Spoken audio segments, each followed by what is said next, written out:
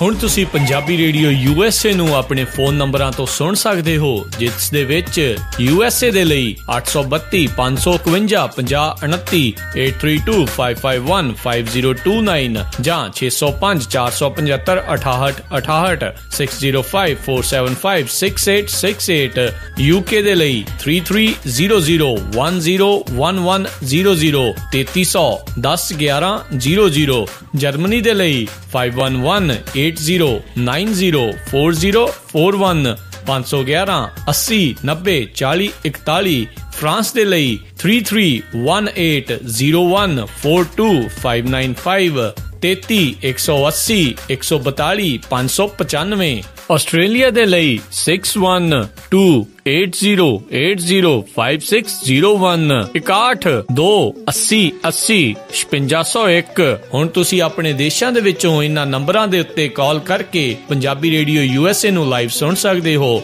ਇਸ ਦੇ ਨਾਲ ਹੀ ਤੁਸੀਂ ਖਬਰ ਤੇ ਨਜ਼ਰ, ਸਿਹਤ ਸੰਭਾਲ ਦਾ ਪ੍ਰੋਗਰਾਮ, ਨਾਨ ਸਟਾਪ ਪੰਜਾਬੀ ਗੀਤ, ਗੁਰਬਾਣੀ ਰੇਡੀਓ, ਸ਼੍ਰੀ ਦਰਬਾਰ ਸਾਹਿਬ ਜੀ ਦੇ ਹੁਕਮਨਾਮਾ ਸਾਹਿਬ ਦੀ ਵਿਆਖਿਆ ਪੰਜਾਬੀ ਅਤੇ ਅੰਗਰੇਜ਼ੀ ਦੇ ਵਿੱਚ, ਵੱਖ-ਵੱਖ ਗੁਰੂ ਘਰਾਂ ਦਾ ਸਿੱਧਾ ਪ੍ਰਸਾਰਣ, ਇਹ ਸਾਰਾ ਕੁਝ ਇਹਨਾਂ ਨੰਬਰਾਂ ਤੇ ਡਾਇਲ ਕਰਕੇ ਸੁਣ ਸਕਦੇ ਹੋ, ਜਾਂ ਸਾਡੀ ਵੈਬਸਾਈਟ www.punjabiradiousa.com ਤੇ ਵੀ ਸੁਣ ਸਕਦੇ ਹੋ। ਸੁਣਦੇ ਰਹੋ ਪੰਜਾਬੀ ਰੇਡੀਓ USA।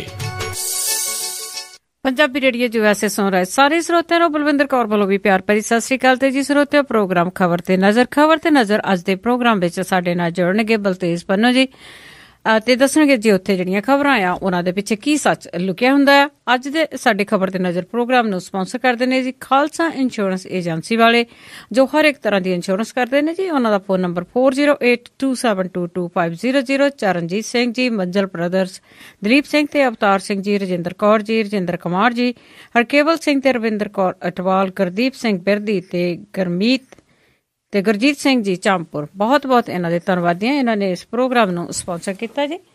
ਬਲਤੇਜ ਪੰਨੂ ਜੀ ਸਤਿ ਸ਼੍ਰੀ ਅਕਾਲ, ਸਵਾਗਤ ਹੈ ਜੀ ਇਸ ਪ੍ਰੋਗਰਾਮ ਦੇ ਵਿੱਚ। ਸਤਿ ਸ਼੍ਰੀ ਅਕਾਲ ਜੀ, ਧੰਨਵਾਦ ਜੀ, ਬਹੁਤ ਮਿਹਰਬਾਨੀ।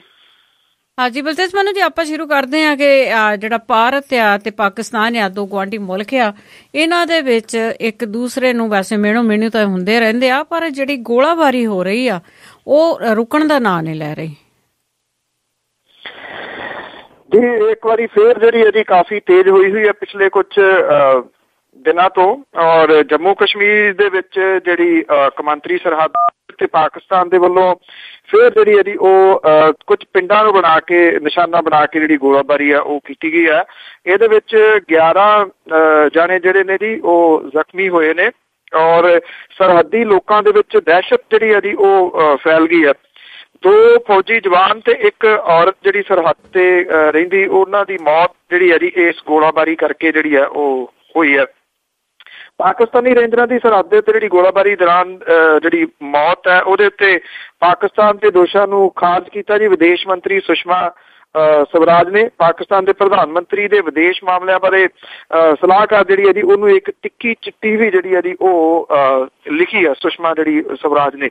ਔਰ ਜਿਹੜੇ ਪਾਕਿਸਤਾਨ ਦੇ ਵੱਲੋਂ ਜਿਹੜਾ ਜੀ ਇੱਕ ਧਮਕੀ ਜਿਹੜੀ ਆਈ ਹੈ, ਜਿਹਦੇ ਤੇ ਉਹਨੇ ਲਿਖਿਆ ਕਿ ਉਹ ਸਖਤ ਕਾਰਵਾਈ ਜਿਹੜੀ ਹੈ ਜੀ ਇਸ ਮਾਮਲੇ ਦੇ ਵਿੱਚ ਕਰੂਗਾ ਜਿਹੜੇ ਉਹਦੇ ਰੇਂਜਰ ਪਿਛਲੇ ਦਿਨਾਂ ਦੇ ਵਿੱਚ ਮਾਰੇ ਗਏ ਸੀ। ਸੋ ਦੋਵਾਂ ਦੇ ਵਿਚਾਲੇ ਟਕਰਾਰ ਸ਼ਬਦੀ ਤੇ ਜਿਹੜਾ ਇਹ ਗਰਮ ਲੋਹਾ ਜੀ ਉਹਦਾ ਵਟਾਂਦਰਾ ਨਿਰੰਤਰ ਜਿਹੜਾ ਜਾਰੀ ਹੈ। ਨਿਰਸੰਦੇਹ ਇਹਦੇ ਨਾਲ ਨੁਕਸਾਨ ਤਾਂ ਦੋਨੋਂ ਪਾਸੇ ਹੋ ਰਿਹਾ ਜੀ। ਬਿਲਕੁਲ, ਲੋਕੀ ਆ ਜਿਹੜੇ ਉਹ ਮਰ ਰਹੇ ਆ ਇਹਨਾਂ ਦੀਆਂ ਗੋਲੀਆਂ ਦੇ ਨਾਲ।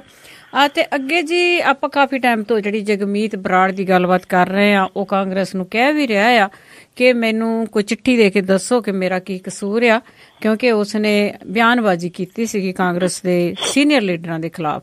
ਤੇ ਪਰ ਹੁਣ ਜਿਹੜੇ ਸੰਕੇਤ ਆ ਕਹਿੰਦੇ ਕਿ ਉਹ ਆ ਰਹੇ ਆ ਕਿ ਉਹ ਭਾਜਪਾ ਦੇ ਨਾਲ ਉਹਦੀ ਅੰਤਰਗਤੀ ਕਿਤੇ ਨਾ ਕਿਤੇ ਜੋੜਨ ਦੀ ਅਸਾਰ ਪਸਾਰ ਹੈਗੇ ਆ ਜੀ। ਕਾਂਗਰਸ ਪਾਰਟੀ ਤੋਂ ਮੁਅੱਤਲ ਚਲੇ ਆ ਰਹੇ ਜੀ ਜਿਹੜੇ ਜਗਮੀਤ ਸਿੰਘ ਬਰਾੜ ਨੇ, ਉਹਨੇ ਪਾਰਟੀ ਨੂੰ ਪੱਕੇ ਤੌਰ ਦੇ ਉੱਤੇ ਗੁੱਡ ਬਾਏ ਜਿਹੜਾ ਕਹਿਣ ਦਾ ਉਹ ਮਨ ਬਣਾ ਲਿਆ। ਨਵੀਂ ਯੋਜਨਾ ਲਿਖਣ ਦੇ ਵਾਸਤੇ ਉਹਨੇ ਇੱਕ ਵਿਸ਼ੇਸ਼ ਮੀਟਿੰਗ ਜਿਹੜੀ ਹੈ ਉਹ ਸੱਦੀ ਹੈ। ਜਗਮੀਤ ਸਿੰਘ ਬਰਾੜ ਪਿਛਲੇ ਕੁਝ ਦਿਨਾਂ ਤੋਂ ਨਰਿੰਦਰ ਮੋਦੀ ਦੇ ਸੋਲੇ ਵੀ ਗਾ ਰਿਹਾ ਜੀ, ਜਿੱਥੋਂ ਇਹ ਸਪਸ਼ਟ ਸੰਕੇਤ ਜਿਹੜੇ ਉਹ ਦਿਸ ਰਹੇ ਨੇ ਕਿ ਉਹ ਇਸ ਪਾਸੇ ਵੱਲ ਨੂੰ ਜਿਹੜਾ ਜੀ ਉਹ ਜਾ ਸਕਦਾ ਹੈ। ਜਗਮੀਤ ਸਿੰਘ ਬਰਾੜ ਹੋਰਾਂ ਨੇ ਕਿਹਾ ਕਿ ਕਾਂਗਰਸ ਦੇ ਵਿੱਚ ਉਹ ਹੋਰ ਲੰਮਾ ਸਮਾਂ ਜਿਹੜਾ ਰਹਿ ਕੇ ਸੇਵਾ ਜਿਹੜੀ ਉਹ ਨਹੀਂ ਕੀਤੀ ਜਾ ਸਕਦੀ। ਉਹਨੇ ਇਹ ਕਿਹਾ ਕਿਉਂਕਿ ਉਹ ਨਾ ਉਮੀਦ ਹੋ ਗਿਆ ਇਹਦੇ ਤੋਂ ਕਿ ਕਾਂਗਰਸ ਦੇ ਵਿੱਚ ਸੁਧਾਰ ਦੇ ਕੋਈ ਯਤਨ ਜਿਹੜੇ ਨਹੀਂ ਹੋ ਰਹੇ, ਤੇ ਇਹ ਸਿਰਫ ਚਾਪਲੂਸ ਲੋਕਾਂ ਦਾ ਸ਼੍ਰੋਮਣੀ ਅਕਾਲੀ ਦਲ ਦਾ ਇੱਕ ਗਰੁੱਪ ਜਿਹੜਾ ਜੀ ਉਹ ਬਣ ਗਿਆ। ਉਹਨੇ ਮੀਟਿੰਗ ਦੇ ਦੌਰਾਨ ਪੰਜਾਬ ਦੇ ਲੋਕਾਂ ਦੀਆਂ ਜਿਹੜੀਆਂ ਭਾਵਨਾਵਾਂ ਤੇ ਜਜ਼ਬਾਤਾਂ ਦੀ ਕਦਰ ਕਰਦਿਆਂ ਸਰਬਸੰਮਤੀ ਦੇ ਨਾਲ ਉਹਨੇ ਕਿਹਾ ਕਿ ਉਹ ਕੋਈ ਫੈਸਲਾ ਜਿਹੜਾ ਜੀ ਉਹ ਲਊਗਾ। ਭਾਜਪਾ ਦੇ ਵਿੱਚ ਜਾਣ ਦੇ ਜਿਹੜੇ ਇੱਕ ਥੋੜੇ ਇਸ਼ਾਰੇ ਕਰਦਿਆਂ ਉਹਨੇ ਕਿਹਾ ਕਿ ਉਹ ਪ੍ਰਧਾਨ ਮੰਤਰੀ ਨਰਿੰਦਰ ਮੋਦੀ ਦਾ ਇਸ ਗੱਲੋਂ ਸਤਿਕਾਰ ਕਰਦਾ ਹੈ ਕਿ ਉਹ ਪਰਿਵਾਰਵਾਦ ਦੀ ਸਿਆਸਤ ਦੇ ਖਿਲਾਫ ਹੈ। ਉਹਨੇ ਹਰਿਆਣੇ ਦੇ ਭਾਜਪਾ ਨੇਤਾ ਚੌਧਰੀ ਬਰਿੰਦਰ ਸਿੰਘ ਨਾਲ ਲਗਾਤਾਰ ਮੀਟਿੰਗਾਂ ਤੇ ਗੱਲਾਂ ਬਾਤਾਂ ਹੋਣ ਦਾ ਖੁਲਾਸਾ ਜਿਹੜਾ ਜੀ ਉਹ ਕੀਤਾ। ਉਹਨੇ ਕਿਹਾ ਕਿ ਉਹ ਸਾਰੀ ਉਮਰ ਪ੍ਰਕਾਸ਼ ਸਿੰਘ ਬਾਦਲ ਵਰਗੇ ਆਗੂ ਖਿਲਾਫ ਡਟ ਕੇ ਖੜਾ ਰਿਹਾ। ਭਵਿੱਖ ਦੇ ਵਿੱਚ ਇੱਦਾਂ ਦੀ ਪਾਰਟੀ ਰਿਕਰੂਟ ਭਰਤੀ ਜਿਹੜੇ ਉਹ ਨਹੀਂ ਹੋਣਗੇ ਜਿਹਦੇ ਖਿਆਲ ਸ਼੍ਰੋਮਣੀ ਅਕਾਲੀ ਦਲ ਦੇ ਨਾਲ ਮਿਲਦੇ ਜੁਲਦੇ ਜਿਹੜੇ ਜੀ ਉਹ ਹੋਣ। ਉਹਨੇ ਇਸ ਗੱਲੋਂ ਵੀ ਨਾ ਕੀਤੀ ਹੈ ਕਿ ਉਹ ਕੋਈ ਨਵੀਂ ਪਾਰਟੀ ਜਿਹੜੀ ਹੈ ਜੀ ਉਹ ਬਣਾਉਣ ਜਾ ਰਿਹਾ। ਉਹਨੇ ਕਿਹਾ ਕਿ ਪੰਜਾਬ ਦੇ ਵਿੱਚ ਉਹਦਾ ਮੁਕਾਬਲਾ ਪ੍ਰਕਾਸ਼ ਸਿੰਘ ਬਾਦਲ ਤੇ ਕੈਪਟਨ ਅਮਰਿੰਦਰ ਸਿੰਘ ਦੇ ਨਾਲ ਹੈ, ਜਿਨ੍ਹਾਂ ਦੇ ਸਿਆਸੀ ਸਟਾਈਲ ਨੇ ਸੂਬੇ ਨੂੰ 2 ਦਹਾਕੇ ਜਿਹੜਾ ਜੀ ਉਹ ਪਿੱਛੇ ਸੁੱਟ ਦਿੱਤਾ।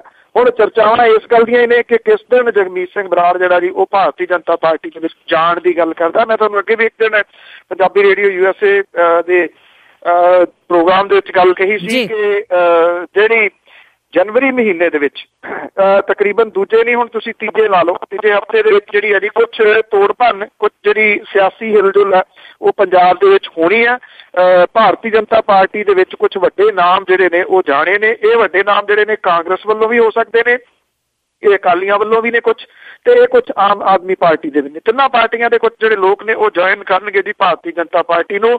ਇਹ ਕਿਸ ਦਿਨ ਹੁੰਦਾ ਜੀ ਕੁਛ ਕਿਹਾ ਨਹੀਂ ਜਾ ਸਕਦਾ, ਪਰ ਇਹ ਇੰਨਾ ਜ਼ਰੂਰ ਹੈ ਜੀ ਕਿ ਤਕਰੀਬਨ ਤੀਜੇ ਹਫ਼ਤੇ ਦੇ ਦੌਰਾਨ ਹੁਣ ਕਹਿ ਸਕਦੇ ਹੋ ਤੁਸੀਂ ਕਿ ਕੁਛ ਹਿਲਜੁਲ ਜਿਹੜੀ ਹੋਊਗੀ। ਇਹ ਉਸ ਪਾਸੇ ਵੱਲ ਨੂੰ ਹੀ ਕਹਾਣੀ ਜਿਹੜੀ ਜਗਮੀਤ ਸਿੰਘ ਬਰਾੜ ਵਾਲੀ ਜਾ ਰਹੀ ਹੈ। ਬਿਲਕੁਲ ਜੀ, ਇਹ ਛੜੱਪੇ ਵੀ ਮਾਰਦੇ ਰਹਿੰਦੇ, ਵੈਸੇ ਤੈਅ ਹੀ ਹੋ ਚੁੱਕਾ ਹੋਣਾ ਆ ਕਿ ਕਦ ਇਹਨਾਂ ਨੇ ਆਪਣੀ ਪਾਰਟੀ ਬਦਲਣੀ ਆ। ਤੇ ਅੱਗੇ ਜੀ ਜੇ ਕਰੀਏ ਕਿ ਨਸ਼ਾ ਵਿਰੋਧੀ ਮੁਹਿੰਮ ਆ ਜਿਹੜੀ ਉਹ ਸ਼ੁਰੂ ਕਰਨੀ ਆ ਭਾਜਪਾ ਵਾਲਿਆਂ ਨੇ, ਉਹ ਵੀ ਅੰਮ੍ਰਿਤਸਰ ਤੋਂ। ਕੀ ਸਾਰੇ ਦੇਸ਼ ਨਾਲੋਂ ਜ਼ਿਆਦਾ ਇੱਥੇ ਨਸ਼ੇ ਹੈਗੇ ਆ ਕਿ ਜਿਹੜੇ ਅੰਮ੍ਰਿਤਸਰ ਤੋਂ, ਪੰਜਾਬ ਤੋਂ ਹੀ ਇਹ ਕੰਮ ਸ਼ੁਰੂ ਹੋਣਾ? ਦੇਖੋ ਇਹ ਗੱਲ ਅਕਾਲੀ ਤਾਂ ਹੁਣ ਮੰਨਦੇ ਹੀ ਨਹੀਂ। ਉਹ ਕਹਿੰਦੇ ਇਹ ਤਾਂ ਝੂਠ ਹੈ ਜਿਹੜੇ ਲੋਕ ਕਹਿੰਦੇ ਆ ਕਿ ਇੱਥੇ ਨਸ਼ੇੜੀ ਹੋ ਗਏ ਨੇ ਲੋਕ। ਹਾਂ, ਹੋ ਸਕਦਾ ਉਹਨਾਂ ਦੇ ਘਰਾਂ ਦੇ ਵਿੱਚ, ਬਲਕਿ ਈਵਨ ਸੀਨੀਅਰ ਲੀਡਰ ਇੱਕ ਮਾਲਵੇ ਦਾ ਜਿਹੜਾ ਜੀ ਉਹਦੇ ਕੋਲੋਂ ਹੀ ਅਕਾਲੀ ਦਲ ਵਾਲੇ ਪੁੱਛ ਲੈਣ ਕਿ ਉਹਦੇ ਮੁੰਡੇ ਨੂੰ ਕੀ ਹੋਇਆ, ਕਿਹਦੀ ਵਜ੍ਹਾ ਕਰਕੇ ਉਹਨੂੰ ਹਸਪੀਟਲ ਦੇ ਵਿੱਚ ਮਹੀਨਾ ਇੱਕ ਜਿਹੜਾ ਜੀ ਉਹ ਰੱਖਣਾ ਪਿਆ। ਇੱਕ ਜਿਹੜੇ ਸ਼੍ਰੋਮਣੀ ਗੁਰਦੁਆਰਾ ਪ੍ਰਬੰਧਕ ਕਮੇਟੀ ਦੇ ਪ੍ਰਧਾਨ ਨੇ ਜੀ, ਉਹਨਾਂ ਦੇ ਮੁੰਡੇ ਦੀ ਮੌਤ ਕਿਵੇਂ ਹੋਈ ਸੀਗੀ। ਸੋ ਮੇਰਾ ਖਿਆਲ ਜਾਂ ਤਾਂ ਇਹ ਹੈ ਕਿ ਕਬੂਤਰ ਵਾਂਗੂ ਅੱਖਾਂ ਮੀਚਣ ਵਾਲੀ ਗੱਲ ਹੈ, ਜਾਂ ਫਿਰ ਮੈਂ ਨਾ ਮੰਨੂ ਬੇਸ਼ਰਮੀ ਹੈ ਜੀ ਜਿਹੜੀ ਜਿਹਦੇ ਕਰਕੇ ਉਹ ਮੰਨ ਹੀ ਨਹੀਂ ਰਹੇ। ਹੁਣ ਭਾਰਤੀ ਜਨਤਾ ਪਾਰਟੀ ਜਿਹੜੀ ਹੈ ਜੀ ਉਹ ਕਿਉਂਕਿ ਸਿਆਸੀ ਲਾਹਾ ਲੈਣਾ ਚਾਹੁੰਦੀ ਹੈ। ਜੇ ਤਾਂ ਇਹ ਸੁਹਿਰਦ ਹੋਣ ਤਾਂ ਬੜੀ ਚੰਗੀ ਗੱਲ ਹੈ। ਸੁਹਿਰਦਤਾ ਦੀ ਜਿਹੜੀ ਘਾਟ ਹੈ ਉਹ ਜਿਹੜੇ ਸਰਹੱਦ ਦੇ ਉੱਤੇ ਧਰਨੇ ਨੇ ਉੱਥੇ ਵੀ ਹੈ। ਭਾਰਤੀ ਜਨਤਾ ਪਾਰਟੀ ਇਹਦੇ ਵਿੱਚ ਕੀ ਕਰੂਗੀ, ਕਿਹੜੇ ਤਰੀਕੇ ਦੇ ਨਾਲ ਲੋਕਾਂ ਨੂੰ ਜਿਹੜੀ ਆ ਉਹ ਲੋਕਾਂ ਦੀ ਅਲਖ ਜਿਹੜੀ ਆ ਉਹ ਜਗਾਊਗੀ, ਮੇਰਾ ਖਿਆਲ ਉਹਦੇ ਵਿੱਚ ਸਿਆਸਤ ਜ਼ਿਆਦਾ ਹੈ, ਹੋਰ ਕੁਛ ਨਹੀਂ। ਹੁਣ 23 ਤਰੀਕ ਤੋਂ ਉਹਨਾਂ ਨੇ ਸ਼ੁਰੂ ਕਰਨਾ ਜੀ। 22 ਨੂੰ ਅਮਿਤ ਸ਼ਾਹ ਜਿਹੜੇ ਕਿ ਨੈਸ਼ਨਲ ਪ੍ਰਧਾਨ ਨੇ ਭਾਰਤੀ ਜਨਤਾ ਪਾਰਟੀ ਦੇ, ਉਹ ਇੱਥੇ ਪੰਜਾਬ ਦੇ ਵਿੱਚ ਆ ਰਹੇ ਨੇ। ਇੱਥੋਂ ਇਹਦੀ ਸ਼ੁਰੂਆਤ ਜਿਹੜੀ ਹੈ ਜੀ ਨਸ਼ਿਆਂ ਦੇ ਖਿਲਾਫ ਮੁਹਿੰਮ ਦੀ ਉਹ ਪੰਜਾਬ ਦੇ ਵਿੱਚੋਂ ਜਿਹੜਾ ਜੀ ਉਹ ਕਰਨਗੇ।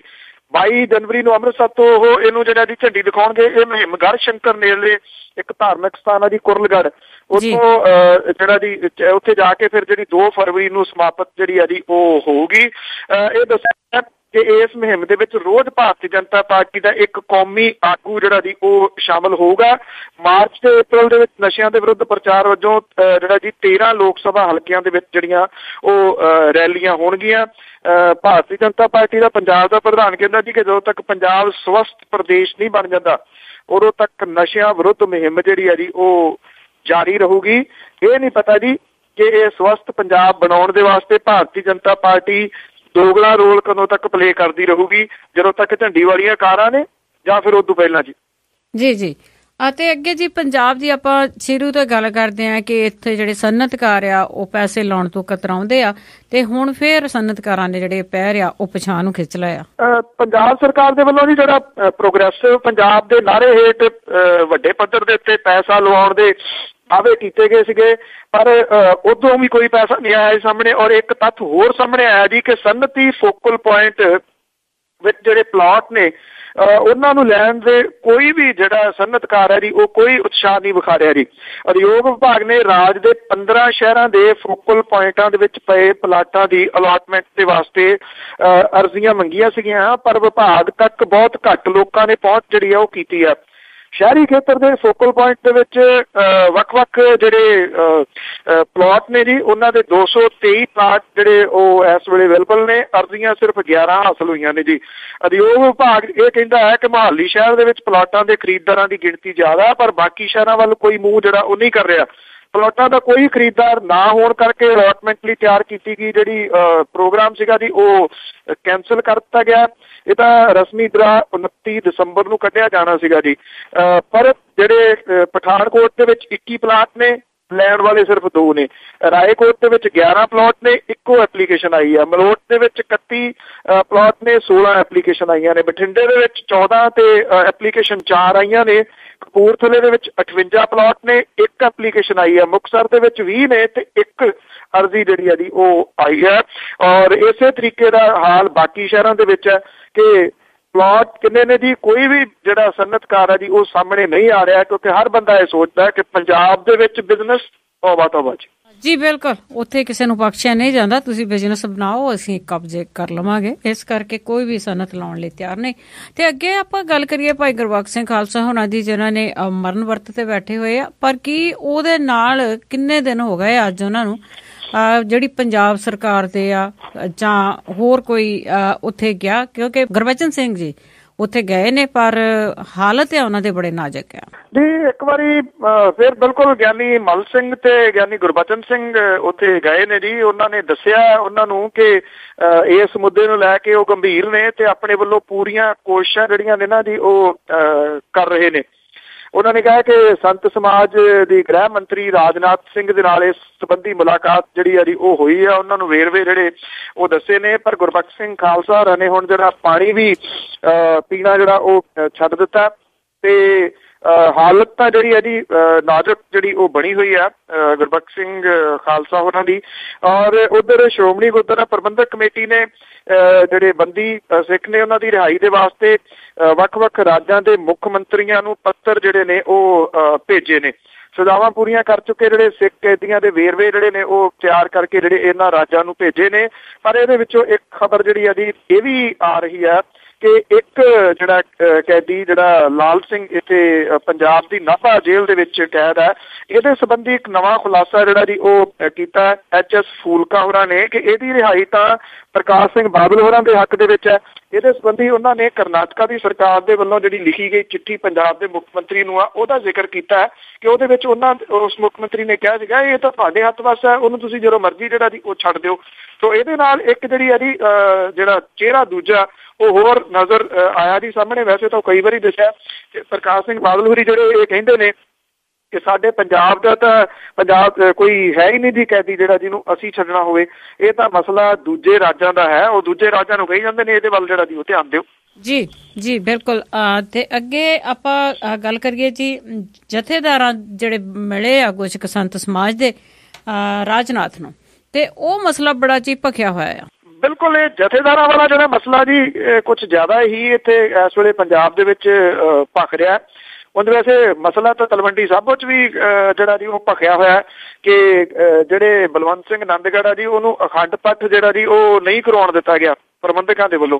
ਉਹਨੂੰ ਆਗਿਆ ਨਹੀਂ ਦਿੱਤੀ ਗਈ ਕਿ ਉਹ ਜਿਹੜਾ ਅਖੰਡ ਪਾਠ ਹੈ ਗੁਰਦੁਆਰੇ ਦੇ ਵਿੱਚ ਕਰਵਾ ਸਕਣ, ਇਸ ਕਰਕੇ ਉਹ ਆਪਣੇ ਘਰ ਲੈ ਗਏ ਨੇ ਜੀ। ਸੋ ਇਹ ਹੁਣ ਅਖੰਡ ਪਾਠਾਂ ਦੇ ਉੱਤੇ ਵੀ ਜਿਹੜੇ ਲੋਕ ਸਰਕਾਰੀ ਹੋਣਗੇ ਜੀ ਉਹਨਾਂ ਨੂੰ ਹੀ ਇਜਾਜ਼ਤ ਹੋਊਗੀ ਜੀ, ਦੂਜਿਆਂ ਦਾ ਚੁੱਕ ਲਿਆ ਜੀ ਕੰਮ। ਸੋ ਹਰਵਿੰਦਰ ਸਿੰਘ ਸਰਨਾ ਜਿਹੜਾ ਜਨਰਲ ਸ਼੍ਰੋਮਣੀ ਅਕਾਲੀ ਦਲ ਦਿੱਲੀ ਆ ਉਹਨਾਂ ਨੇ ਜਿਹੜਾ ਜੀ ਇੱਕ ਮਸਲਾ ਜਿਹੜਾ ਇਹ ਕਾਫੀ ਚੁੱਕਿਆ ਜੀ, ਜਿਹੜਾ ਵਾਹਵਾ ਚਰਚਾ ਦੇ ਵਿੱਚ ਆ ਗਿਆ ਕਿ ਪਿਛਲੇ ਦਿਨ ਦੇ ਵਿੱਚ ਜਥੇਦਾਰ ਦੇ ਵੱਲੋਂ ਜਿਹੜਾ ਜੀ ਗਿਆਨੀ ਮਲ ਸਿੰਘ ਹੋਰਾਂ ਦੇ ਵੱਲੋਂ ਭਾਰਤ ਦੇ ਗ੍ਰਹਿ ਮੰਤਰੀ ਰਾਜਨਾਥ ਸਿੰਘ ਹੋਰਾਂ ਉਹਨਾਂ ਦੇ ਦਫ਼ਤਰ ਦੇ ਵਿੱਚ ਮਿਲਣ ਪਹੁੰਚੇ ਸੀਗੇ। ਇਸ ਮਸਲੇ ਦੇ ਉੱਤੇ ਉਹਨਾਂ ਨੇ ਗਿਆਨੀ ਮੱਲ ਸਿੰਘ ਤੋਂ ਅਸਤੀਫੇ ਦੀ ਮੰਗ ਜਿਹੜੀ ਹੈ ਜੀ ਉਹ ਕੀਤੀ ਹੈ। ਉਹਨਾਂ ਨੇ ਇਹ ਕਿਹਾ ਕਿ ਤਖ਼ਤਾਂ ਦੀ ਮਾਣ ਮਰਿਆਦਾ ਜਿਹੜੀ ਹੈ ਜੀ ਉਹਨੂੰ ਠੇਸ ਪਹੁੰਚੀ ਹੈ, ਕਿਉਂਕਿ ਉਹ ਕਹਿੰਦੇ ਕਿ ਪੰਥਕ ਸਿਧਾਂਤਾਂ ਤੇ ਪਰੰਪਰਾਵਾਂ ਦਾ ਇਹ ਘਾਣ ਹੋਇਆ, ਇਸ ਕਰਕੇ ਉਹਨਾਂ ਨੂੰ ਆਪਣੇ ਅਹੁਦੇ ਦੇ ਉੱਤੇ ਬਣੇ ਰਹਿਣ ਦਾ ਹੱਕ ਨਹੀਂ। ਉਹਨਾਂ ਨੇ ਕਿਹਾ ਕਿ ਸਿੱਖ ਜਥੇਦਾਰ ਜਿਹੜਾ ਉਹ ਸੁਪਰੀਮ ਮੰਨਿਆ ਜਾਂਦਾ ਹੈ। ਮਰਿਆਦਾ ਦੇ ਅਨੁਸਾਰ ਕਦੇ ਵੀ ਕੋਈ ਜਥੇਦਾਰ ਕਿਸੇ ਵੀ ਸਿਆਸੀ ਆਗੂ ਨੂੰ ਉਹਦੇ ਦਫ਼ਤਰ ਜਾਂ ਘਰ ਦੇ ਵਿੱਚ ਮਿਲਣ ਵਾਸਤੇ ਨਹੀਂ ਜਾਂਦਾ, ਸਗੋਂ ਤਖ਼ਤ ਤੋਂ ਹਦਾਇਤ ਜਿਹੜੀ ਆ ਜੀ ਉਹ ਜਾਰੀ ਕਰਦਾ। ਪਰ ਗਿਆਨੀ ਮੱਲ ਸਿੰਘ ਹੋਰੀ ਜਿਹੜੇ ਨੇ ਜੀ ਉਹ ਮਿਲਣ ਦੇ ਵਾਸਤੇ ਇੱਕ ਮੁਲਕ ਦੇ ਜਿਹੜਾ ਜੀ ਗ੍ਰਹਿ ਮੰਤਰੀ ਨੂੰ ਗਏ ਨੇ, ਇਸ ਕਰਕੇ ਉਹਨਾਂ ਨੇ ਸਿੱਖ ਪਰੰਪਰਾਵਾਂ ਜਿਹੜੀਆਂ ਨੇ ਉਹਦਾ ਘਾਣ ਕੀਤਾ। ਹੁਣ ਸਰਨਾ ਸਾਹਿਬ ਨੂੰ ਕੌਣ ਦੱਸੇ ਜੀ, ਜਿਨ੍ਹਾਂ ਨੇ ਮੁਲਾਕਾਤ ਕਰਾਈ ਆ ਉਹਨਾਂ ਦਾ ਥੋੜੀ ਨਾ ਮੋੜਿਆ ਜਾ ਸਕਦਾ ਸੀ ਕਹਿਣਾ। ਜੀ ਜੀ ਬਿਲਕੁਲ ਬਿਲਕੁਲ। ਤੇ ਅੱਗੇ ਗੱਲ ਕਰੀਏ ਜੀ, ਪੰਜਾਬ ਦੇ ਵਿੱਚ ਜਿਹੜੀਆਂ ਲੁੱਟਾਂ ਖੋਹਾਂ ਆ ਉਹ ਬਹੁਤ ਵੱਧ ਗਈਆਂ। ਜੀ ਬਿਲਕੁਲ, ਐਕਚੁਅਲੀ ਜਿਹੜਾ ਲਾਅ ਐਂਡ ਆਰਡਰ ਦੀ ਸਥਿਤੀ ਆ ਉਹ ਤਾਂ ਖਰਾਬ ਜਿਹੜੀ ਆ ਜੀ ਉਹ ਹੋ ਰਹੀ ਹੈ, ਪਿਛਲੇ ਲੰਮੇ ਸਮੇਂ ਤੋਂ ਜਿਹੜੀ ਆ ਜੀ ਉਹ ਹੋ ਰਹੀ ਹੈ। ਔਰ ਜਿਹੜੇ ਇੰਨਾ ਜ਼ਰੂਰ ਹੈ ਕਿ ਸਭ ਕੁਛ ਅੱਛਾ ਹੈ, ਇਸ ਕਰਕੇ SSPs ਦੀ ਜਿਹੜੀ ਰਿਪੋਰਟ ਅੱਗੇ ਮੰਥਲੀ ਹੁੰਦੀ ਸੀ ਉਹ ਸਾਰੀ ਬੰਦ ਹੀ ਹੈ ਜੀ। ਪੰਜਾਬ ਦੇ ਵਿੱਚ ਹਰ ਰੋਜ਼ ਚੋਰੀ ਤੇ ਲੁੱਟਾਂ ਖੋਹਾਂ ਦੀਆਂ 20 ਘਟਨਾਵਾਂ ਜਿਹੜੀਆਂ ਉਹ ਵਾਪਰ ਰਹੀਆਂ ਨੇ ਡੇਲੀ। ਹਰ 3 ਦਿਨ ਦੌਰਾਨ 8 ਲੜਕੀਆਂ ਤੇ ਔਰਤਾਂ ਨੂੰ ਅਗਵਾ ਕੀਤਾ ਜਾ ਰਿਹਾ ਜੀ ਪੰਜਾਬ ਦੇ ਵਿੱਚ। ਹਰੇਕ 3 ਦਿਨਾਂ ਦੇ ਵਿੱਚ 8 ਲੜਕੀਆਂ ਨੂੰ, ਤੇ ਰੋਜ਼ 10 ਠੱਗੀਆਂ ਜਿਹੜੀਆਂ ਉਹ ਵੱਜਦੀਆਂ ਨੇ। ਪੰਜਾਬ ਪੁਲਿਸ ਹੈੱਡਕੁਆਟਰ ਜਿਹੜਾ ਜੀ ਉਹਦੇ ਤੋਂ ਜਿਹੜੇ ਇਹ ਜਿਹੜੇ ਨੇ ਜੀ ਉਹਦੇ ਅਨੁਸਾਰ ਚੋਰੀਆਂ, ਸਰਨਾ, ਖੋਹਾਂ, ਲੁੱਟਾਂ ਤੇ ਡਕੈਤੀਆਂ ਦੀਆਂ 20 FIR ਦਰਜ ਜਿਹੜੀਆਂ ਜੀ ਉਹ ਰੋਜ਼ ਕੀਤੀਆਂ ਜਾਂਦੀਆਂ ਨੇ। ਜਿਹੜੇ ਮਾਮਲਿਆਂ ਨੂੰ ਪੁਲਿਸ ਨੇ ਰਫਾ ਦਫਾ ਦਾ ਕਰਤਾ ਉਹਦਾ ਕੋਈ ਲੇਖਾ ਨਹੀਂ ਹੈਗਾ ਜੀ। ਪਿਛਲੇ ਵਰੇ ਪੰਜਾਬ ਦੇ ਵਿੱਚ ਚੋਰੀ ਦੇ 3400 ਦੇ ਕਰੀਬ ਕੇਸ ਦਰਜ ਕੀਤੇ ਗਏ। ਰੋਜ਼ਾਨਾ ਚੋਰੀਆਂ ਜਿਹੜੀਆਂ ਨੇ ਜੀ ਉਹ ਤਕਰੀਬਨ 9 ਕੇਸ ਦਰਜ ਉਹ ਹੋ ਰਹੇ ਨੇ। 2013 ਦੇ ਵਿੱਚ ਚੋਰੀ ਦੀਆਂ 3834 ਤੇ ਸੰਨ ਲੱਗਣ ਦੀਆਂ 2707 ਘਟਨਾਵਾਂ ਤੇ ਸਾਲ 14 ਦੇ ਦੌਰਾਨ ਸੰਨ ਲੱਗਣ ਦੀਆਂ 2700 ਦੇ ਕਰੀਬ ਘਟਨਾਵਾਂ ਜਿਹੜੀਆਂ ਨੇ ਜੀ ਉਹ ਵਾਪਰਦੀਆਂ ਨੇ। ਪੁਲਿਸ ਦੇ ਦਸਤਾਵੇਜ਼ਾਂ ਦੇ ਅਨੁਸਾਰ ਰਾਜ ਦੇ ਵਿੱਚ ਰੋਜ਼ਾਨਾ 7 ਸੰਨਾਂ ਜਿਹੜੀਆਂ ਲੱਗਦੀਆਂ ਨੇ। ਪਿਛਲੇ ਵਰੇ ਖੋਹਾਂ ਲੁੱਟਾਂ ਖੋਹਾਂ ਜਿਹੜੀਆਂ ਦੀ ਘਟਨਾਵਾਂ ਦੇ 2260 ਕੇਸ ਦਰਜ ਕੀਤੇ ਗਏ ਨੇ। ਰਾਜ ਦੇ ਵਿੱਚ ਹਰੇਕ 2 ਦਿਨਾਂ ਦੇ ਦੌਰਾਨ ਖੋਹਾਂ ਦੀਆਂ 7 ਘਟਨਾਵਾਂ ਜਿਹੜੀਆਂ ਵਾਪਰ ਰਹੀਆਂ ਨੇ। ਸਾਲ 2013 ਦੇ ਦੌਰਾਨ ਖੋਹਾਂ ਦੀਆਂ 1051 ਘਟਨਾਵਾਂ ਤੇ ਸਾਲ 14 ਦੇ ਵਿੱਚ ਲੁੱਟਾਂ ਦੀਆਂ 160 ਦੇ ਕਰੀਬ ਘਟਨਾਵਾਂ ਜਿਹੜੀਆਂ ਉਹ ਵਾਪਰੀਆਂ। ਸਾਲ 13 ਦੇ ਵਿੱਚ ਇਸ ਤਰ੍ਹਾਂ ਦੀਆਂ 141 ਜਿਹੜੀਆਂ ਘਟਨਾਵਾਂ ਉਹ ਵਾਪਰੀਆਂ ਸੀਗੀਆਂ। ਸਾਡੇ ਉਪ ਮੁੱਖ ਮੰਤਰੀ ਸੁਖਬੀਰ ਸਿੰਘ ਬਾਦਲ, ਜਿਨ੍ਹਾਂ ਦੇ ਕੋਲੇ ਗ੍ਰਹਿ ਮੰਤਰਾਲਾ ਹੈ, ਸਾਲ 2014 ਦੇ ਵਿੱਚ ਕਤਲਾਂ, ਚੋਰੀਆਂ ਤੇ ਅਗਵਾ ਦੀਆਂ ਘਟਨਾਵਾਂ ਦੇ ਵਿੱਚ ਉਹਨਾਂ ਨੇ ਕਿਹਾ ਸੀਗਾ ਕਿ ਗਿਰਾਵਟ ਆਈ ਹੈ। ਉਹਨਾਂ ਦਾ ਇਹ ਕਹਿਣਾ ਜੀ। ਔਰ DGP ਸਮੇਤ ਸਿੰਘ ਸੈਣੀ ਦੀ ਅਗਵਾਈ ਹੇਠ 10 ਅੱਤਵਾਦੀ ਸੰਗਠਨਾਂ ਦਾ ਪਰਦਾਫਾਸ਼ ਕਰਕੇ 68 ਅੱਤਵਾਦੀ ਉਹਨਾਂ ਨੇ ਕਿਹਾ ਜੀ ਉਹ ਗ੍ਰਿਫਤਾਰ ਕੀਤੇ ਗਏ ਨੇ। ਔਰ ਪੁਲਿਸ ਨੇ 570 ਕਿਲੋ ਹੈਰੋਇਨ ਜਿਹੜੀ ਆ ਜੀ ਉਹ ਬਰਾਮਦ ਕੀਤੀ ਹੈ ਜੀ। ਜਿਹੜੇ ਗ੍ਰਹਿ ਮੰਤਰੀ ਨੇ ਜੀ, ਡਿਪਟੀ ਮੁੱਖ ਮੰਤਰੀ, ਉਹਨਾਂ ਨੇ ਦਾਅਵਾ ਕੀਤਾ ਕਿ ਰਾਜ ਦੇ ਵਿੱਚ ਨਸ਼ੇ ਦੀ ਉਪਲਬਧਤਾ ਜਿਹੜੀ ਆ ਜੀ ਉਹਨੂੰ 0 ਪੱਧਰ ਤੇ ਲੈ ਆਉਂਦਾ ਗਿਆ ਜੀ। ਕਿਆ ਕਹਿਣੇ ਆ ਜੀ ਇਸ ਦਾਅਵੇ ਦੇ, ਕਮਾਲ ਹੈ ਜੀ। ਸੋ ਮੇਰਾ ਖਿਆਲ ਇਸ ਗੱਲ ਦੇ ਤਾਂ ਸਮੁੱਚੇ ਪੰਜਾਬੀ ਜਿਹੜੇ ਉਹ ਤਾੜੀਆਂ ਮਾਰ ਦੇਣ ਜੀ ਕਿ 0 ਹੋ ਗਈ ਉਪਲਬਧਤਾ ਜਿਹੜੀ ਹੈ ਜੀ ਪੰਜਾਬ ਦੇ ਵਿੱਚ ਨਸ਼ੇ ਦੀ। 0 ਏਦਾਂ ਹੋ ਗਈ ਜੀ, ਬਾਹਰ ਲੈਣ ਨਹੀਂ ਜਾਣਾ ਪੈਂਦਾ, ਹੋਮ ਡਿਲੀਵਰੀ ਘਰੇ ਆ ਜਾਂਦੀ ਆ। ਬਿਲਕੁਲ ਜੀ, ਜ਼ਿਆਦਾ ਖੁੱਲੇ ਆਮ ਮਿਲਣ ਲੱਗ ਪਈ ਆ। ਤੇ ਅੱਗੇ ਜੀ ਗੱਲ ਕਰਦੇ ਆ ਵੀ ਜੀ ਆਪਾਂ ਕਿ ਜਿਹੜੀ ਅਕਾਲੀ ਦਲ ਆ ਉਹਨਾਂ ਨੇ ਧਰਨੇ ਲਾਉਣੇ ਆ ਜੀ ਸਰਹੱਦ ਤੇ। ਕੀ ਧਰਨੇ ਲਾਉਣ ਦੇ ਨਾਲ ਇਹ ਜਿਹੜਾ ਨਸ਼ਿਆਂ ਤੇ ਰੋਕ ਲੱਗ ਜਾਊਗੀ? ਇਹਦਾ ਕੋਈ ਕਾਰਨ ਜਿਹੜਾ ਉਹ ਸਾਹਮਣੇ ਨਹੀਂ ਆਇਆ ਕਿ ਧਰਨੇ ਲਾਉਣ ਨਾਲ ਜਿਹੜੇ ਨਸ਼ੇ ਆ ਉਹ ਬੰਦ ਹੋ ਜਾਂਦੇ। ਤਾਂ ਅੱਗੇ ਇਹਨਾਂ ਨੇ ਜਿਹੜੀ ਪ੍ਰਾਈਵੇਟ ਬੱਸਾਂ ਆ ਉਹਨਾਂ ਨੂੰ ਫੜੋ ਫੜਾਈ ਉਹਨਾਂ ਦੀ ਸ਼ੁਰੂ ਕਰ ਦਿੱਤੀ ਆ, ਬਗਾਰ ਤੇ ਉਹ ਬੱਸਾਂ ਲੈ ਕੇ ਜਾਣੀਆਂ ਆ। ਦੇਖੋ, ਇਸ ਮਾਮਲੇ ਦੇ ਉੱਤੇ ਸਨ ਐਂਡ ਡੈਡ ਦੇ ਵਿਚਾਲੇ ਜਿਹੜੇ ਆ ਜੀ ਉਹ ਫ੍ਰਿਕਸ਼ਨ ਜਿਹੜੀ ਆ ਉਹ ਸਾਫ਼ ਦਿਸ ਰਹੀ ਹੈ। ਪ੍ਰਕਾਸ਼ ਸਿੰਘ ਬਾਦਲ ਹੋਰੀ ਅਜੇ ਵੀ ਕਹੀ ਜਾਂਦੇ ਨੇ ਕਿ ਇਹ ਤਾਂ ਅਵੇਅਰਨੈਸ ਦੇ ਵਾਸਤੇ ਜਿਹੜੇ ਧਰਨੇ ਆ ਉਹ ਲਾਏ ਜਾ ਰਹੇ ਨੇ, ਜਦੋਂ ਕਿ ਡਿਪਟੀ ਮੁੱਖ ਮੰਤਰੀ ਕਹੀ ਜਾਂਦੇ ਨੇ ਨਹੀਂ ਅਸੀਂ ਤਾਂ BSF ਦੇ ਖਿਲਾਫ ਜਿਹੜੇ ਆ ਧਰਨੇ ਲਾ ਰਹੇ ਆ, ਕਿਉਂਕਿ BSF ਜਿਹੜੀ ਆ ਉਹ ਸਖਤੀ ਨਹੀਂ ਕਰ ਰਹੀ। ਸੈਂਟਰ ਦੀ ਸਰਕਾਰ ਚਾਹੇ ਤਾਂ 1 ਦਿਨ ਦੇ ਵਿੱਚ ਜਿਹੜੀ ਆ ਉਹ ਸਖਤੀ ਕਰਵਾ ਸਕਦੀ ਹੈ, ਪਰ ਉਹ ਕਹਿੰਦੇ ਕਰ ਨਹੀਂ ਰਹੀ। ਪ੍ਰਕਾਸ਼ ਸਿੰਘ ਬਾਦਲ ਹੋਰਾਂ ਨੇ ਇਹ ਵੀ ਐਲਾਨ ਕੀਤਾ ਸੀਗਾ ਕਿ ਕੋਈ ਜਿਹੜਾ ਸਾਡੇ ਵਿੱਚੋਂ ਮੰਤਰੀ ਜਿਹੜਾ ਜੀ ਉਹ ਨਹੀਂ ਜਾਊਗਾ, ਜਦੋਂ ਕਿ ਸੁਖਬੀਰ ਸਿੰਘ ਬਾਦਲ ਹੋਰੀ ਇਹ ਕਹਿ ਰਹੇ ਨੇ ਕਿ 3 ਜਗ੍ਹਾ ਦੇ ਉੱਤੇ ਲੱਗਣ ਵਾਲੇ ਧਰਨਿਆਂ ਨੂੰ ਉਹ ਜਾ ਕੇ ਆਪ ਸੰਬੋਧਨ ਜਿਹੜਾ ਜੀ ਉਹ ਕਰਨਗੇ। ਇਹਦੀ ਚੱਟੀ ਜਿਹੜੀ ਹੈ ਜੀ ਉਹ ਦੇਣੀ ਪੈ ਰਹੀ ਹੈ ਪ੍ਰਾਈਵੇਟ ਬੱਸ ਆਪਰੇਟਰਸ ਨੂੰ ਜੀ। ਪ੍ਰਾਈਵੇਟ ਜਿਹੜੀਆਂ ਬੱਸਾਂ ਨੇ ਜੀ ਉਹਨਾਂ ਨੂੰ ਫੜ ਲਿਆ ਗਿਆ ਔਰ ਫੜ ਕੇ ਜਿਹੜਾ ਜੀ ਉਹਨਾਂ ਨੂੰ ਇਹ ਕਿਹਾ ਗਿਆ ਕਿ ਉਹ ਬੰਦੇ ਜਿਹੜੇ ਉਹ ਢੋਣਗੀਆਂ ਭਰ ਕੇ ਇਹ ਧਰਨੇ ਜਿਹੜੇ ਨੇ ਜੀ ਉਹ ਲੱਗਣੇ ਨੇ ਸਰਹੱਦਾਂ ਦੇ ਉੱਤੇ। RTA ਬਠਿੰਡਾ ਮਾਨਸਾ ਜਿਹੜੇ ਨੇ ਜੀ ਉੱਥੇ ਟਰਾਂਸਪੋਰਟ ਮਹਿਕਮੇ ਨੇ ਅਧਿਕਾਰੀਆਂ ਦੀਆਂ ਬੱਸਾਂ ਜਿਹੜੀਆਂ ਜੀ ਉਹ ਫੜਨ ਦੇ ਉੱਤੇ ਡਿਊਟੀਆਂ ਲਾਈਆਂ ਨੇ। ਵੱਖ-ਵੱਖ ਬੱਸ ਅੱਡਿਆਂ ਦੇ ਵਿੱਚ ਬੱਸਾਂ ਦੀ ਫੜਾਫੜੀ ਜਿਹੜੀ ਹੈ ਜੀ ਉਹ ਸ਼ੁਰੂ ਹੈ ਇਸ ਵੇਲੇ। ਪ੍ਰਾਈਵੇਟ ਬੱਸਾਂ ਵਾਲਿਆਂ ਨੇ ਵਿਗਾੜ ਦੇ ਵਿੱਚ ਬੱਸਾਂ ਦੇਣ ਤੋਂ ਨਾਂਹ ਕੀਤੀ ਹੈ ਜੀ। ਬੱਸਾਂ ਫੜ ਰਹੇ ਮਹਿਕਮੇ ਦੇ ਮੁਲਾਜ਼ਮਾਂ ਦਾ ਕਹਿਣਾ ਹੈ ਕਿ ਇਹਨਾਂ ਬੱਸਾਂ ਨੂੰ ਜਨਵਰੀ ਨੂੰ ਮਲੋਟ ਭੇਜਿਆ ਜਾਊਗਾ, ਜਿੱਥੋਂ ਜਥੇਦਾਰਾਂ ਦੇ ਹਵਾਲੇ ਇਹਨਾਂ ਨੂੰ ਕੀਤਾ ਜਾਊਗਾ ਬੱਸਾਂ ਨੂੰ, ਤੇ ਉਹ ਫਿਰ ਬੰਦੇ ਭਰ ਕੇ ਜਿਹੜਾ ਜੀ ਉਹ ਧਰਨਿਆਂ ਦੇ ਉੱਤੇ ਲਿਜਾਣਗੇ। ਸੋ ਇਹ ਜਾਂ ਤਾਂ ਜੇ ਧਰਨੇ ਵਾਕਿਆ ਹੀ ਲਾਉਣ ਦੇ ਵਾਸਤੇ ਸੁਹਿਰਦ ਨੇ ਜਾਂ ਉਹਨਾਂ ਵਿੱਚੋਂ ਕੁਛ ਨਿਕਲਣਾ ਹੈ।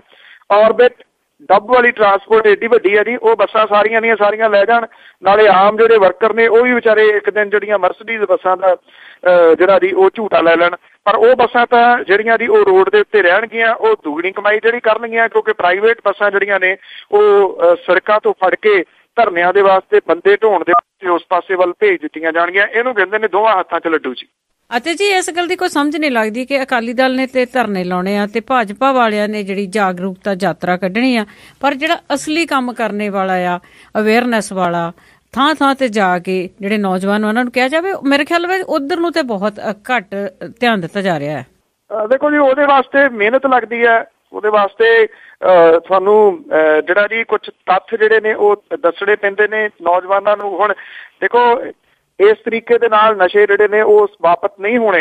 ਏਦਾਂ ਧਰਨੇ ਲਾ ਕੇ ਜਾਂ ਜਾਗਰਤੀ ਮੁਹਿੰਮ ਜਿਹੜੀ ਸਿਆਸੀ ਤੌਰ ਦੇ ਉੱਤੇ ਤੋੜ ਕੇ ਨਹੀਂ ਹੋਣਾ ਜੀ। ਇਹਦੇ ਵਾਸਤੇ ਜਿਹੜਾ ਗਰਾਊਂਡ ਲੈਵਲ ਤੋਂ ਕੰਮ ਜਿਹੜਾ ਕਰਨਾ ਪਊਗਾ, ਪਰ ਉਹ ਸਿਆਸੀ ਬੰਦੇ ਨਹੀਂ ਕਰ ਸਕਦੇ ਜੀ, ਸਿਆਸੀ ਪਾਰਟੀਆਂ ਨਹੀਂ ਉਹ ਕੰਮ ਕਰ ਸਕਦੀਆਂ, ਕਿਉਂਕਿ ਉਹਨਾਂ ਦੀ ਰਾਜਨੀਤੀ ਤਾਂ ਵੋਟਾਂ ਤੱਕ ਹੈ ਨਾ ਜੀ, ਕਿ ਕਿੰਨੀਆਂ ਵੋਟਾਂ ਜਿਹੜੀਆਂ ਨੇ ਜੇ ਨਸ਼ੇ ਵੇਚ ਕੇ ਵੋਟਾਂ ਬਣਦੀਆਂ ਨੇ, ਨਸ਼ੇ ਦੇ ਕੇ ਵੋਟਾਂ ਬਣਦੀਆਂ ਨੇ ਉਹ ਤਾਂ ਲੈਂਦੇ ਨੇ, ਜੇ ਨਸ਼ਿਆਂ ਦਾ ਵਿਰੋਧ ਕਰਕੇ ਵੋਟਾਂ ਮਿਲਦੀਆਂ ਨੇ ਤਾਂ ਉਹ ਤਾਂ ਕਰਦੇ ਨੇ।